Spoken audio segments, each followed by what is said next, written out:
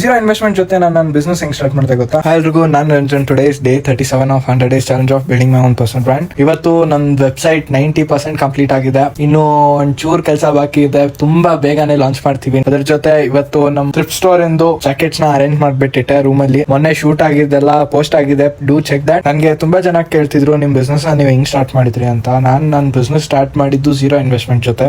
Zero investment ಅಂತಂದ್ರೆ ನನ್ಗೆ actually investment ಬೇಕಾಗಿದ್ರು it would be around below 100. So I used to take some raw materials like charts, paper ಅಲ್ಲೇ first ಎಲ್ಲ start ಮಾಡ್ಕೊಂಡು ಎಲ್ಲ ಬೇಸ್ನೆಲ್ಲ ಮಾಡ್ಕೊಂಡು ಆಮೇಲೆ ನಾನು ಹೋಗ್ತಾ ಬೇರೆ ಮಟೀರಿಯಲ್ಸ್ ನ ಇನ್ವೆಸ್ಟ್ಮೆಂಟ್ ಮಾಡಿದ್ದು. ಅದು ಕೂಡ ನಾನು ಬಂದಿರೋ ಆರ್ಡರ್ ಇಂದ ಬಂದಿರೋ ದುಡ್ಡನ್ನ ಮತ್ತೆ ನಾನು ಇನ್ವೆಸ್ಟ್ ಮಾಡ್ತಿದ್ದೆ ನನ್ನ ಬಿಸ್ನೆಸ್ಗೆ. ಸೊ ಅದೇ ರೀತಿ ಇನ್ವೆಸ್ಟ್ಮೆಂಟ್ ಮಾಡ್ತಾ ಬಂದೆ. So that is why I started my business with zero investment. And all you need is like so much patience ಇರಲೇಬೇಕು. Some days I sit for like 14 hours straight to do some orders.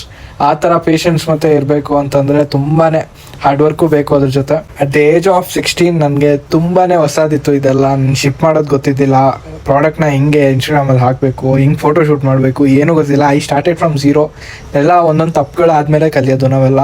So ಹಂಗೆ ಕಲ್ತ್ಕೊಳ್ತಾ ಇವಾಗ ಈ ಪಾಯಿಂಟಿಗೆ ಬಂದಿದ್ದೀನಿ. ಇನ್ನು ಕಲಿಯೋದು ತುಂಬಾನೇ ಇದೆ. Every day ನಾನು ಹೊಸದೇನಾದರೂ ಕಲಿತಾ ಇರ್ತೀನಿ. ಅದ್ರ ಜೊತೆ ನಿಮಗೂ ಶೇರ್ ಮಾಡ್ತೀನಿ ಏನು ಕಲಿತೆ ಅಂತ. ಸೊ ಮತ್ತೆ ನೆಕ್ಸ್ಟ್ ವ್ಲಾಗಲ್ಲಿ ಸಿಗೋಣ. Thank you for watching. ನಾಳೆ ನಂದು ಎಕ್ಸಾಮ್ ಇದೆ, ಓದ್ಕೊಳ್ಬೇಕು. ಬೈ.